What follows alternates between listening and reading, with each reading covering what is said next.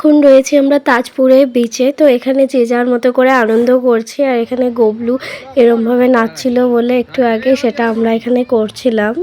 বাহ বাহ বাহ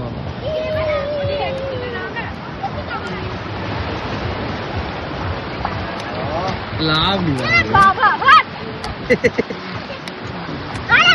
করে যাবি আছে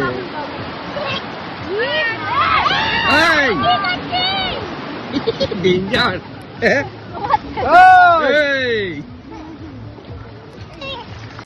নামের লেটার লিখে আমি আর রনিত এখানে ভিডিও করছিলাম। এরপরে যাব খেতে, কারণ খাবারটা চলে এসেছে, এখন খাওয়াতে ফোকাস করতে হবে।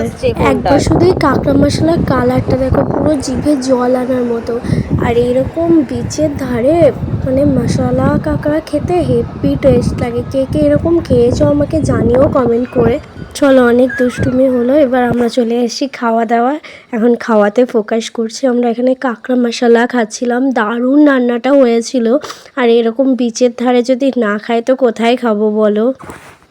কাঁকড়া খাওয়া কমপ্লিট, আর এখানে দাদা আর রনিত ভিডিও করছিল। এখানে আমরাও এবার কিছু ভিডিও বানিয়ে নিলাম। যাই হোক, ব্লগটা কেমন লাগলো তোমরা আমাকে কমেন্ট করে জানিও।